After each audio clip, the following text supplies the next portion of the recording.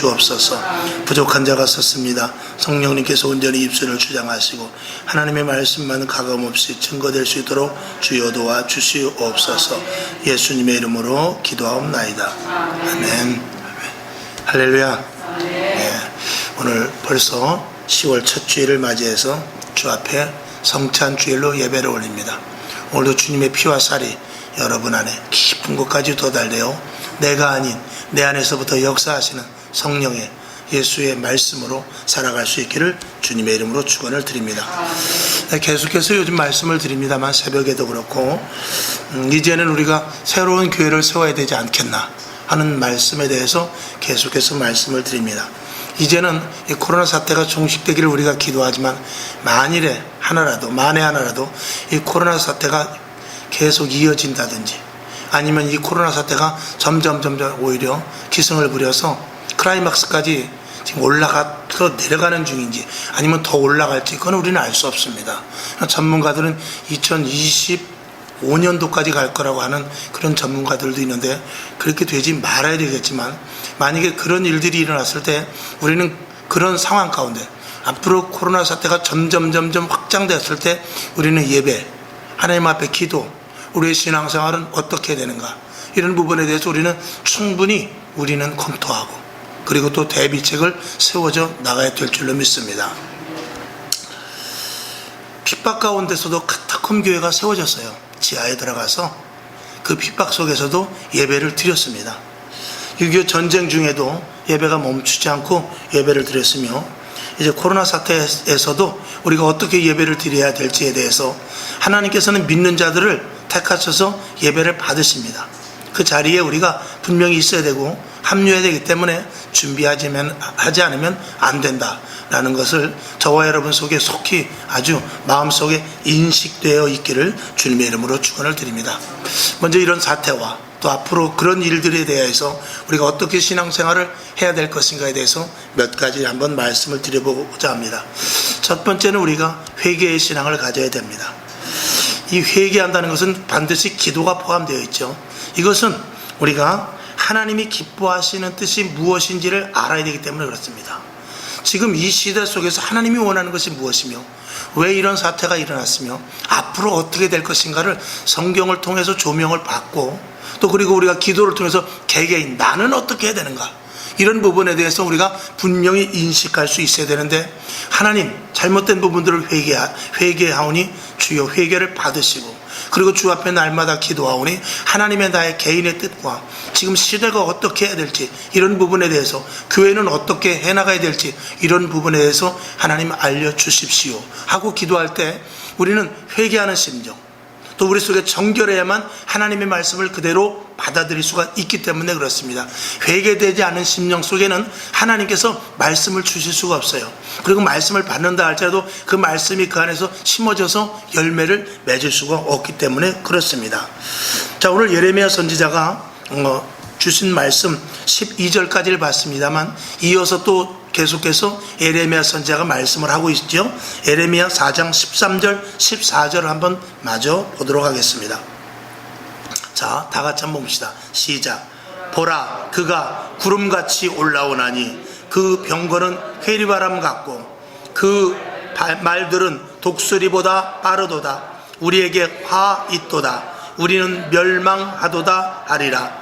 예루살렘아, 내 마음의 악을 씻어버리라. 그리하면 구원을 얻으리라. 내 악한 생각이 내 속에 얼마나 오래 머물겠느냐. 아멘. 하나님은 예레미야 선지자를 통해서 유다 백성들에게 계속해서 이제 바벨론이 반드시 침공할 것을 이야기합니다. 그리고 우리들에게 이스라엘 백성들에게 회개할 것을 말하고 있습니다. 만일에 이 사태가 계속된다면 우리는 계속해서 회개할 부분을 찾아야 되고 완전한 회개 속에서 하나님의 뜻을 우리가 알 수 있을 것입니다. 로마서 12장 2절을 보겠습니다. 시작. 너희는 이 세대를 본받지 말고 오직 마음을 새롭게 함으로 변화를 받아 하나님의 선하시고 기뻐하시고 온전하신 뜻이 무엇인지 분별하도록 하라. 아멘. 바벨론 포로로 결국은 이스라엘 백성들이 끌려가게 되죠. 근데 그곳에서도 그들의 신앙생활은 멈추지 않았습니다. 다니엘의 기도를 멈추지 않았고 다니엘의 세 친구를 비롯해서 많은 유대인들이 그곳에서 나름대로 하나님을 경외하는 신앙을 가졌습니다. 마치 우리가 교도소를 가면 교도소 안에서라도 신앙생활을 하는 것과 마찬가지로 이스라엘 백성들이 포로로 끌려갔지만 거기서도 신앙생활을 했습니다. 그렇게 우리가 어떤 사태가 온다 할지라도 어느 자리에 있든지 간에 우리의 신앙은 멈춰서는 안 된다 라는 것이 분명히 제가 드릴 수 있는 말씀입니다. 그 다음에 우리가 할 수 있는 것, 지난주 수요일에도 말씀을 드렸습니다만 이제는 기도하는 교회로 전환이 돼야 됩니다. 교회에서 할 수 있는 것은 온전히 기도밖에 없다라고 이렇게 단정적으로 말씀을 드릴 수밖에 없어요. 마태복음 21장 13절을 보겠습니다. 시작. 저희에게 이르시되 기록된 바 내 집은 기도하는 집이라 일컬음을 받으리라 하였거늘 너희는 강도의 구려를 만드는도다 하시니라. 아멘. 이 말씀에 대해서 지난 수요일에도 말씀을 드렸습니다만 교회는 기도하는 곳입니다. 단적으로 주님께서 말씀하셨습니다. 하나님께서도 이사야서에서 말씀을 했습니다. 내 집은 만민이 기도하는 집이다. 그러니까 모든 것이 기도의 집약죠. 기도의 중심. 그리고 교회에서 기도가 끊어져서는 교회의 가치와 존재가 아무런 의미가 없다라는 것입니다. 더군다나 지금과 같이 이렇게 코로나 사태가 힘들고 어려울 때 교회에서 기도할 수 있다는 것은 어떻게 보면 더 하나님께서 기도하라고 이 시대를 몰아붙인 것이 아닌가 하는 그런 생각도 우리가 해볼 수 있다는 것이지요.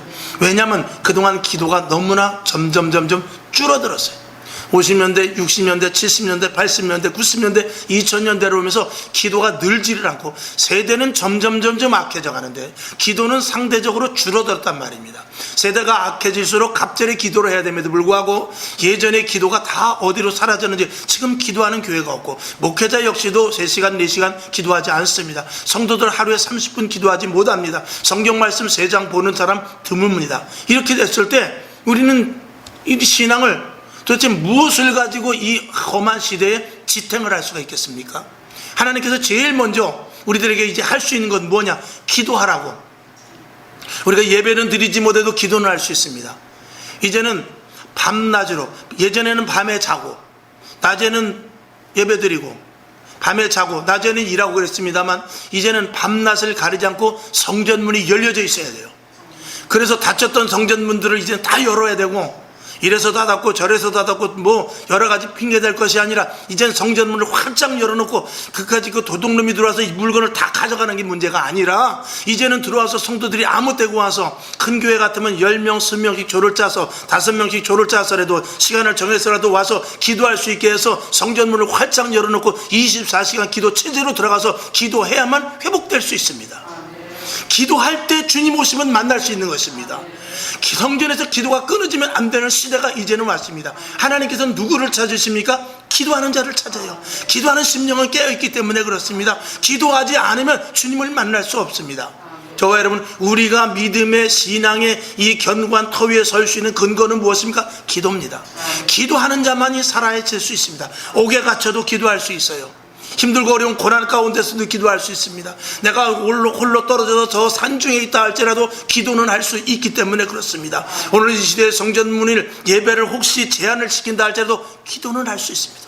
이전에 나와서 여러분 얼마든지 매일 쉬지 않고 기도할 수 있기를 주님의 이름으로 축원을 드립니다. 자, 사도행전 6장 4절을 보겠습니다. 시작. 우리는 기도하는 것과 말씀 전하는 것을 전무하리라 하니. 아멘.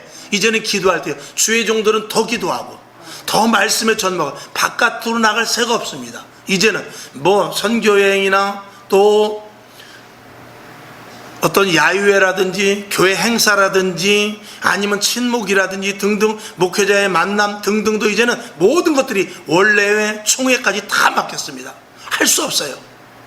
할 수 없는 이 시대 속에서 목회자가 있을 곳은 어디입니까? 교회밖에 없습니다. 교회에서 말씀과 기도에 전무해야 되고 거기에 성도들이 한 분 한 분 와서 기도하는 상담하고 함께 기도하고 해서 성도들과 더불어서 온전히 하나가 돼야 됩니다. 그래서 세 번째로는 하나가 돼야 되는데 이럴 때일수록 힘들고 어려울수록 하나가 되는 체제를 갖춰야 되는 것입니다. 교회는 주님의 몸이라고 그랬습니다. 저와 여러분은 지체입니다. 이제는 교회에 와서 주님과 하나 되는데 초점을 맞춰야 돼요. 이제는 무엇을 할까? 어떤 일을 할까가 아니라 어떻게 하면 주님과 하나가 될까? 어떻게 하면 그래서 하나가 돼서 주님의 뜻이 무엇인지 확실히 알고, 하나님께서 나에게 요구하는 것이 무엇이며, 그로 말미암아서 기도하고 하나님의 뜻을 할 때 하나님께서 이제는 마지막 때 요엘 선지자가 말한 듯이 성령을 부어주시는데 이제는 더욱더 큰 은사를 주실 것입니다. 이제는 더욱더 하나님의 말씀의 지혜를 깨닫게 해주실 것입니다. 이제 말씀 안으로 들어갈 때 말씀이 이루어지는 놀라운 역사가 저와 여러분에게 체험될 줄로 믿습니다. 이제 더 교회 안으로 들어와야 되는 것입니다. 이제 세상의 풍파는 점점 세집니다. 주 안으로 들어와서 하나님 몸에 붙어 있지 않고는 우리가 견딜 수 없는, 감당할 수 없는 시대가 다가오고, 그렇게 감당할 수 없는 일들이 이제는 일어나고 있습니다.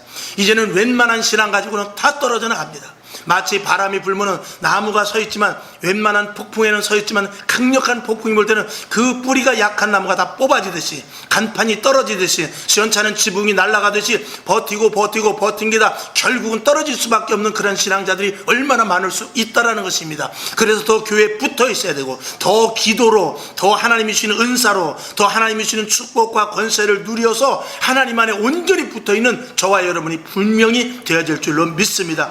교회는 최후 마지막 보루입니다. 예수 그리스도의 이름을 끝까지 붙잡아야 됩니다. 하나님의 말씀을 끝까지 의지할 때 그 결과가 하나님의 축복으로 나를 지켜주시는 것으로 나타나게 될 줄로 믿습니다. 그 다음에 이제 우리 교회가 할 일은 또 무엇이냐? 세상을 깨울 수 있어야 됩니다. 이 세상을 깨울 수 있다는 것은 나가서 복음을 증거하고 그리스도인으로서 빛된 삶을 사는 것, 이 모든 것들이 중요하지만 굳건히 온전한 교회를 세워나가는 것입니다. 이제 그동안 교회가 세상 가운데서 얼마나 많이 지탄을 받았습니까? 교회가 타락됐다고 그러고, 교회가 변질됐다고 그러고, 교회가 더 못된 짓을 한다고 그러고, 교회가 여러 가지 등등 많은 구실을 붙여서 정말 교회의 타락상들을 계속해서 이야기하는데, 그런 모든 것들을 불식시킬 수 있는 것은 저와 여러분이 성결하고, 저와 여러분이 하나님의 은사로, 저와 여러분이 영적으로 강성해지고, 그리고 오직 예수 그리스도의 몸에 붙어 있어서 하나가 됨과 동시에 예수 믿는 사람들이 어떻게 사는 것을 보여줄 수 있는 데까지 우리가 갈 수 있어야 되는 것입니다. 왜냐하면 세상은 점점 극한 상황으로 갑니다. 이 시대를 바라보는 그 전문가들이 이런 말들을 많이 합니다. 신학자들도 그렇고, 미국에서는 이런 앞으로 코로나 시대 이후에 교회가 어떻게 해야 될지, 또 세상이 어떻게 펼쳐질 것에 대한 이 대비책, 이런 것들이 굉장히 아주 활성화되어서 많이 말하고 있습니다. 우리나라는 많이 제한되어 있어요. 전문가들이 말을 해도 나름대로 그 어떤 전문적인 지식 속에서 이 제한되고, 그리고 폭이 좁습니다. 그러나 유럽이나 미국 이런 데서 이렇게 앞으로 코로나 사태에 대해서 교회, 세계에 대해서 이 말하는 것들은 엄청난 폭이 넓습니다. 첫 번째로는 그들이 말하는데 반달리즘이라는 것이 있습니다. 이 반달리즘이라는 것은 파괴주의입니다. 특히 무엇을 파괴하느냐? 종교를 파괴합니다. 교회를 파괴합니다. 그리고 이 세상의 모든 것들이 이제는 파괴주의에는 파격주의도 들어가 있습니다. 그래서 이 세상에 그전에 과거에 했던 것, 과거에 했던 법적인 것, 과거에 했던 어떤 도덕적인 것, 과거에 했던 윤리적인 것, 과거에 했던 사람의 행적, 이 모든 것들이 아주 파괴적입니다. 그래서 하다못해 사람을 하나를 쓰는 데 있어서도, 예를 들어서 6학년짜리가 회장을 했으면 그 다음에는 5학년짜리가 하고 4학년짜리가 하고, 이런 어떤 것들이 파괴되고 이제는 2학년짜리를 그냥 데려다 써버립니다. 그렇게 해서 이 사회를 굉장히 혼란화시키고, 그것이 파격적이고, 거기에 또 열광하는 사람들도 있죠.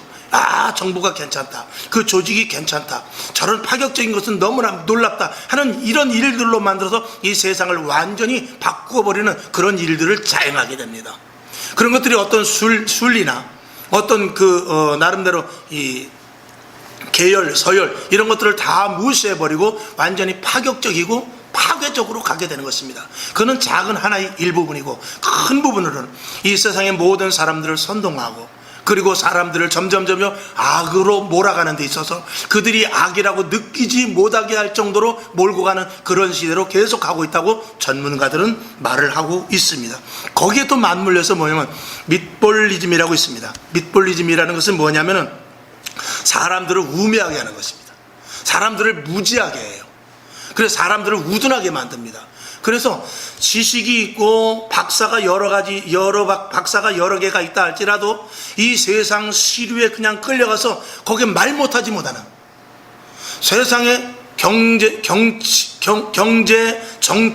사회 이런 것에 그냥 어떤 큰 무리에 끌려가서 자기가 소수의 발언이 옳음에도 불구하고 말하지 못하는 그런 멍텅구리 박사, 멍텅구리 지식인들을 만들어내는 그런 시대로 지금 가고 있다는 것입니다. 이건 사상적입니다. 여러분들이 뉴스 같은 데서 많이 봐서 알지만 지금 미국에서도 공산주의가 굉장히 활발하게 움직입니다. 얼마나 많이 강력하게 세계적으로 많이 만연되어 있는데, 이런 부분들은 꼭 예전의 공산주의가 아니더라도 이 반민주적인 것, 그리고 반기독교적인 것, 그리고 사회주의나 공산주의를 믹스해서 만드는 이 새로운 시대가 펼쳐지고 있는데, 결국 하나의 목적은 뭐냐? 교회 파괴입니다. 신앙을 파괴하고, 그래서 결국은 종교적인 전쟁과 그리고 신앙적인 전쟁이 보이지 않게 일어나게 하는 것입니다. 거기에는 무엇이 들어가느냐? 도덕과 윤리와 철학과 이 모든 것들을 다 깨부숩니다. 여러분, 도덕이 먼저입니까? 법이 먼저입니까? 우리는 도덕과 윤리가 먼저 되어야 돼요. 그래서 남에게 양보할 수 있고, 조금 손해볼 수 있고, 조금 어루만져질 수 있고, 내가 손해본다 할지라도 넘어갈 수 있어야 돼요. 그러나 법은 그렇지 않습니다. 법은 지나가는 젊은이가 담배를 피워도, 초등학생이 담배를 피웠을 때 나이 연세 드신 분이 가서 예를 들어서 지적을 했다. 그러면은 거기에 대해서 할아버지가 뭔데 그래요? 했을 때 이런 건방진님이나, 그리고 예를 들어서 꼬집었다든지 뺨따기를 때렸다 그러면 법에 고소를 하게 됩니다. 그랬을 때는 그건 나이 불문입니다. 윤리 도덕의 불문입니다. 법에 의해서 처벌을 받는 것입니다. 그런 것들이 작은 부분에서부터 점점 확장시켰을 때 도덕과 윤리는 점점 땅에 가라앉고 마는 것입니다. 그래서 도덕과 윤리를 지키는 사람들이 소수가 되고, 그 도덕과 윤리를 지킴으로 말미암아서 엄청난 불이익을 보기 때문에 도덕과 윤리보다는 법에 의하여서 따지게 되어서 사람들이 점점 이 인성이 메말라지고, 도덕과 윤리는 점점 자취를 감춰주고 모든 것들이 법의 잣대에 의하여서 하게 되는데, 거기에서 생성되는 것이 뭐냐? 악이 생성되는 것입니다. 그 악 속에는 무엇이 있습니까? 많은 사람들의 군중, 인민들을 모으고 사람을 많은 무리를 모아서 민주주의라는 그럴듯한 방식을 통해서, 투표를 통해서, 많은 사람들의 군중을 통해서 자기네들이 원하는 법을 만들어 나가는데, 그것이 악법이라 할지라도 민주적으로 만들었기 때문에 그 법을 따라가지 않을 수 없는 데까지 가는데, 거기에서 손해볼 수 있는 사람들이 누구냐면 도덕적이고 윤리적이고 그리고 종교인들입니다. 여러분, 유종교인, 우리가 기독교가 아니라도 불교라든지 아니면 유교라든지 아니면 마호메트 이런 힌두교라 할지라도 이 유종교인들은 이 마음속에 무엇이 강하게 작동하냐면 양심이 작동을 합니다. 그래서 어떻게 하든지 간에 종교가 다른다 할지라도 유종교인은 죄에 대해서 민감합니다. 악에 대해서 민감하고, 그리고 선을 행하려 하고, 가능하면 바른 길로 가려고 하는 것이 추구하는 것입니다. 그러나 이 시대가 점점 반달리즘으로 가고, 그리고 밑볼리즘으로 가면서 점점 종교를 없애는 것은 그 마음속에 있는 죄성을 자꾸 생성시키고, 그 마음속에 도덕, 윤리, 올바른 의, 양심 이런 것들을 계속해서 파쇄시켜서 자기네들이 원하는 방향으로 끌고 가기 위함인 것입니다. 그래서 사람들을 모으고 사람들을 군중 심리를 발동시켜가지고 자기의 원하는 체제, 자기의 원하는 것들을 이루어 나가는 것이죠. 정치 얘기를 해서 좀 그렇습니다만, 이번에도 그 이해찬 대표가 나가면서 한 말이 무엇입니까? 우리는 100년을 할 것이다. 그리고 공식석상에서 이야기를 하고 나왔어요. 어느 대통령도 그렇게 말한 사람 없습니다. 내 임기 동안 충실히 하겠습니다. 그랬지. 나가면서 100년을 하겠다, 이렇게 못을 박아놓고 가는 사람은, 이건 정치, 민주주의에서는 있을 수 없는 일입니다. 그러나 그런 일들에 대해서 자기네들은 체계적인 어떤 것들을 갖고 있을 수도 있다는 것을 우리는 생각해 봐야 됩니다. 그래서 지금 옳은 줄 알지만 말하지 못하고, 저것이 틀렸다고 생각하지만 틀렸다고 말하기는 틀린 쪽에 있는 사람들이 더 많기 때문에 말하지 못하는, 이렇게. 그러니 이 예수를 믿고 그리스도인으로서의 양심을 가지고 말하기는 너무나 저쪽에 새가 크고 그 벽이 너무 높다 말입니다. 어제도 이경호 권사님 댁에 가서 구역 예배를 드렸어요. 성경책을 메고 많은 사람들이 엘리베이터에서 우르르 여러 명의 성경책을 가지고 서 있을 때 이 굉장한 보이지 않는 압박감이 있어요. 이게 언제부터 그렇게 됐죠? 성경책이 자랑스러운 것이 아니라 성경책을 메고 많은 사람들이 엘리베이터에 거기 한 8명, 9명 정도 있는데 4, 5사람이 성경책을 딱 가지고 있을 때 그들이 보는 시선이 곱지 않은 시대가 되었단 말입니다. 자, 이것이 점점 감소될까요? 더 강화될까요? 이제는 성경책을 들고 다니고 싶어도 들고 다니지 못하는 시대가 왔어요. 제가 그 생각을 해봤어요. 이제부터 내가 필수적으로 성경책을 어딜 가든지 들고 다녀야 되겠구나, 그런 생각을 해보게 됐어요.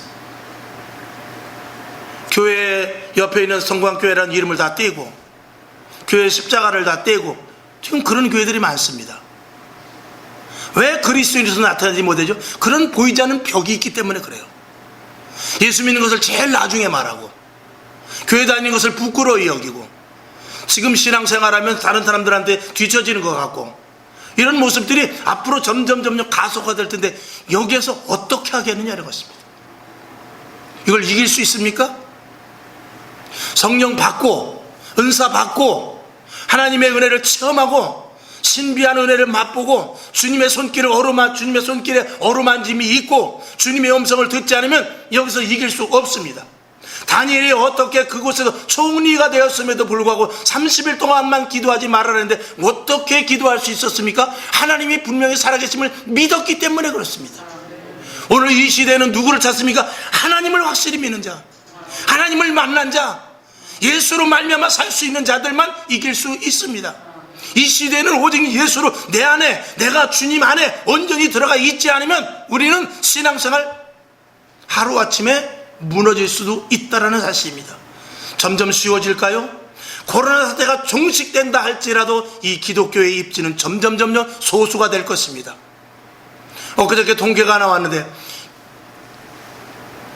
교회에 대해서 어떻게 생각하느냐, 부정적인 거 86%가 나왔습니다. 14%가 그럴듯하다, 괜찮다, 무응답이 나왔어요. 그러면 지금 기독교인들이 몇 프로냐? 기독교인들이 지금 10%밖에 안 됩니다. 예전에 25%, 30%까지 찍었어요. 근데 지금 10%도 체제되지 않습니다. 10% 속에서도 천주교도 있습니다. 그러면 진짜 기독교인은 몇 프로나 될까요? 8% 정도밖에 되지 않습니다. 8%지만 우리가 말을 하고 영향력을 발휘하는 것은 8%가 아니라 0.8%도 되지 않습니다. 완전히 소수로 이제는 코너에 몰려 있습니다. 여기서 어떻게 할 것인가? 방금 전에 말씀드린 4가지를 우리가 계속 코로나 사태 속에서도 이겨나야 되고, 더 중요한 건 주님 안으로 들어와서 주님을 만나지 않으면 이제는 그리스도인으로서 죄송하지만 행세할 수 없습니다. 예수 믿는다고 말할 수 없는 것입니다. 오늘 이제는 종교 전쟁이에요. 영적인 전쟁입니다. 그리스도인과 비그리스도인의 싸움입니다. 겉보기에는 그렇지 않지만 이 내면은 그렇다, 이런 것입니다. 그럼에도 불구하고 주님은 승리자이십니다. 오직 예수 그리스도는 이 땅의 만유의 주요, 이 땅의 모든 주의 주시며 만왕의 왕이십니다. 예수 그리스도를 붙잡는 자 하나님께서 간과하시지 않는다는 사실을 분명히 믿을 수 있기를 주님의 이름으로 축원을 드립니다. 자, 로마서 18장 11절을 한번 보겠습니다. 자, 시작. 또한 너희가 이 시기를 알거니와 자다가 깰 때가 벌써 되었으니 이는 이제 우리가 구원이 처음 믿을 때보다 가까웠음이니라. 주님 오시기 가깝다는 것이지. 오늘 성경 본문에서는 이스라엘이 이제는 남유다가 풍전등화와 같은 때를 지금 예레미야 선지자가 선포를 하고 있습니다. 바벨론의 침공으로 말미암아서 곧 함락 위기가 되어 있어요. 예루살렘 성에 함락 위기가 왔습니다. 그런데 선지자들은 어떻게 하죠? 평안을 외쳐요. 그리고 백성들은 그쪽으로 많이 따릅니다. 결국은 그들이 우둔한 백성 되는데, 저와 여러분, 제가 조금 전에 밑볼리즘이라고 해서 우둔하고 미련하다고 했지만, 미련함의 그 첫 번째는 뭐냐면 영적으로 깨어있지 못하는 자가 미련한 거예요. 영적으로 깨어있지 않고 영적으로 알지 못하는 자는 미련한 자의 첫 순입니다. 영적으로 여러분들이 깨어있기를 주님의 이름으로 축원을 드립니다. 오늘 보면 8절에 보면 아직도 하나님의 노가 풀리지 않았다는 거예요. 10절에 보면 평안이라고 말하는데 어떻게 이렇게 바벨론이 우리를 침공할 수 있습니까? 하나님이 우리를 속였습니다 라고 말하고 있어요. 하나님이 이스라엘 백성을 속인 것이 아니라 거짓 선지자들이 속인 것입니다. 거기에 편승되어 있는 무리들, 그들은 다 자칫하면 지옥으로 떨어질 수밖에 없습니다. 그리고 11절 12절이 매우 중요한데, 이제는 키질이 아니고 정결케 함도 아니고 심판할 때라고 그랬어요. 여러분, 하나님께서 진노의 칼을 내밀었는데 이제는 너희가 회개하면 이 칼을 대지 않겠다가 아니라 너희가 회개를 하든 안 하든 간에 칼은 떨어졌다는 거예요. 이게 예레미야 선지자에게 우리에게 외치는 것입니다. 여러분, 지금 이 시대에 코로나 사태를 통해서 주님의 마지막 때가 될지, 아니면 코로나 사태가 완전히 점점 강해져서 그리고 이제 정말 더 추릴지, 더 알곡과 쭉정이를 가릴지 알 수 없습니다. 만일 하나님께서 이것이 경고성이라고 해서 이제 경고를 한번 주고 다시는 이런 일을 일어나지 않게끔 회개합니다라고 얘기했을 때 하나님께서 이것을 거두어 가시면 좋은데, 만약에 그것이 아니라 이 일을 통해서 끝까지 내가 견디는 자와 끝까지 하나님 앞에 편에 서는 자를 끝까지 찾겠다라고 말하시면서 계속해서 이 코로나 사태가 악화된다면 저와 여러분은 어떻게 할 것입니까? 우린 그 두 가지를 다 생각할 수 있어야 돼요. 하나님께서 이 코로나 사태, 또 그리고 앞으로 전쟁의 위협, 그리고 사상의 체제가 바뀌는 여러 가지 일들, 이런 일들이 일어나면 안 되지만 이것을 경고로 삼아서 우리가 회개하고 다시 예전으로 회복되면 좋지만, 만약에 그것이 아니고 하나님께서 오늘 예레미야 선지자를 통해서 유다 백성에게 말한 대로 칼이 이미 떨어졌다면 어떻게 할 것이냐 이거예요. 그러면 우리는 대책을 세워야 되잖아요. 그러면 거기서 어떻게 버텨 나갈 수 있느냐, 이걸 저와 여러분이 분명히 생각할 수 있어야 돼요. 마태복음 3장 10절을 한번 보겠습니다. 자, 시작. 이미 도끼가 나무 뿌리에 놓였으니 좋은 열매 맺지 아니하는 나무마다 찍어 불에 던지우리라. 이 말씀이 오늘 우리들에게 그대로 주신 말씀이 되어서 이제는 더 이상 물러설 수 없다 라고 말한다면 저와 여러분 어떻게 할 것이냐 이것이지요. 복음은 무엇입니까? 복음은 우리에게 평안을 주지요. 그러나 여러분, 복음은 평안만 주는 것이 아니라 복음이라는 것은 하나님의 말씀을 그대로 전하는 거예요. 하나님의 말씀을 가감없이 선포하는 게 복음이지. 왜? 하나님의 말씀을 가감없이 선포해야만 살 수 있기 때문에 그래요. 거짓 선지자들과 같이 남유다가 패망이 되었어요.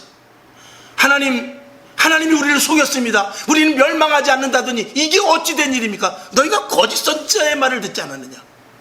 예레미야 선지자를 비롯해서 이사야 선지자의 말을 듣지 않았냐? 그렇게 말했을 때 이스라엘 백성들은 할 말을 잃고 바벨론으로 포로로 다 끌려가고 말았습니다. 이 시대에 우리가 이 예레미야 시대를 보면서 우리가 정신 똑바로 차리냐 아니길 바라지만, 만일에 이미 나무 뿌리가 도끼에 놓여져 있는 상태라면 저와 여러분 정신 차려야 되지 않겠느냐, 이런 것입니다. 먹고 마시고의 문제가 아니에요. 지금 뭘 하고 안 하고의 문제가 아니에요. 이제는 내가 영이 하나님 안에 있느냐, 하나님으로 말미암아 내가 살고 있느냐, 이게 굉장히 중요하다는 것입니다. 오직 예수, 오직 그리스도지요. 마태복음 6장 33절을 다시 봅니다. 시작. 너희는 먼저 그의 나라와 의를 구하라. 그리하면 이 모든 것을 너희에게 더하시리라. 이 말씀이 저와 여러분 속에 그대로 임하기를 주님의 이름으로 축원을 드립니다. 디모데후서 4장 2절 시작. 너는 말씀을 전파하라. 때를 얻든지 못 얻든지 항상 힘쓰라. 범사의 오래 참음과 가르침으로 경계하며 권하라. 때를 얻든지 못 얻든지, 우리는 때에 따라서 움직이지만 복음만큼은 때를 얻든지 못 얻든지 전하라는 것입니다. 지금도 힘든 이들이 있습니다. 지금도 갈급한 심령이 있습니다. 지금도 하나님의 택한 자들이 있습니다. 아직 택함을 당하지 않았지만 택한 자들이 있는데 그 택한 영혼을 위해서 누가 손을 뻗치겠습니까? 복음을 그대로 들고 나가는 자들, 저와 여러분이 마지막 끝까지 주님 오시는 그날까지 환난과 풍파와 역경과 재앙 속에서도 해야 될 일이라는 것입니다. 하나님이 그들을 그냥 두시겠습니까?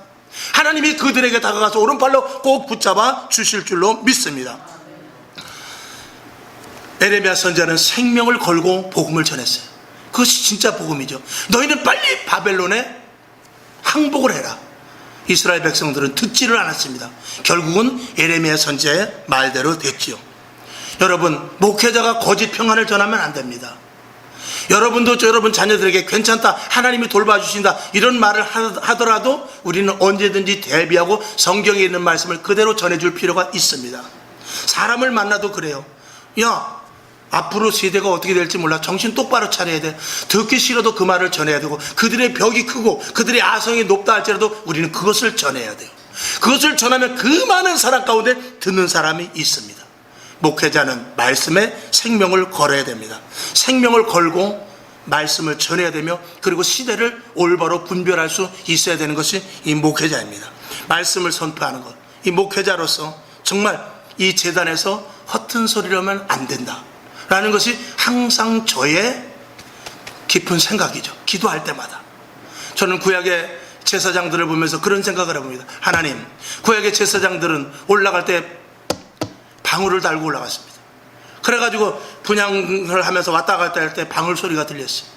만약에 방울 소리가 들리지 않으면 제사장 죽었구나 하고, 제사장이 올라갈 때 줄에 그 발목에 줄을 달고 올라가거든요. 그럼 바깥에 있는 사람들이 줄을 땡기면 아니라 다를까 죽어 있죠. 하나님의 말씀을 제대로 전하지 않고 하나님의 제사를 제대로 하지 않을 때 주의 종은 자빠져 있는 것입니다. 죽어 있죠. 그러면 그것을 질질질질 끌어내가지고, 오늘 시대이기 때문에 이 재단에서 그런 일이 일어나지는 않습니다만, 저는 언제든지 이 전에 설 때마다 내가 이 자리에서 정말 하나님의 진노를 받아 방울을 달고 있는 이 모습 속에서 내가 쓰러져 끌려나갈지도 모른다는 그 사명을 가지고 전할 수밖에 없는 것입니다.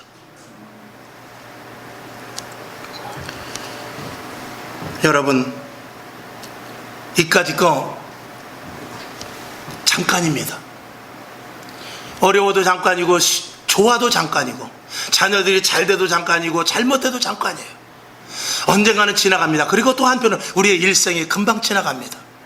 금방 80이요 90이요 금방 주 앞에 설 것입니다. 우리가 남은 인생 동안 무엇을 할 것입니까? 오직 예수. 다른 데는 못 가도, 다른 일은 못해도, 다른 자리에 있지는 못해도 예수 안에 거하는 저와 여러분이 될 수 있기를 주님의 이름으로 축원을 드립니다. 성경을 한번 보고 말씀을 마칩니다. 빌립보서 3장 12절 시작. 내가 이미 얻었다 함도 아니요 온전히 이루었다 함도 아니라 오직 내가 그리스도 예수께 잡힌 바된 그것을 잡으려고 쫓아가노라. 아멘. 요한복음 19장 30절을 보죠. 예수께서 신 포도주를 받으신 후 가라사대 다 이루었다 하시고 머리를 숙이시고 영원히 돌아가시니라. 아멘. 우리는 빌립보서 3장 12절의 말씀과 같이 얻었다 함도 아니요 온전히 이루었다 함도 아니고, 우리는 끝까지 매진해 나가지만 주님은 모든 것들을 다 이루어 놓으셨습니다. 그 이루어놓으신 주님의 말씀을 붙잡고 우리는 나가는 것입니다. 내가 지금 가는 중이지만 하나님이 나의 앞길을 인도하시고, 내가 지금 가는 중이지만 하나님께서 내 가는 길을 다 예배해 놓으셨고, 내가 지금 가는 중이지만 하나님께서 고난도 하시고 슬픔도 하시고 고통도 하시고 기쁨도 더 아시고, 하나님께서 모든 것들을 다 이루어 놓으셨고, 복음을 전하는 데 있어서 제약이 있지만 그 복음은 이루어질 것이라는 것을 하나님께서 다 말씀하셨습니다. 주님께서 약속하셨습니다. 그리고 십자가에서 운명을 하신 것입니다. 이뤄놓은 일을 우리가 가는 것입니다. 해놓은 일을 우리가 하는 것입니다.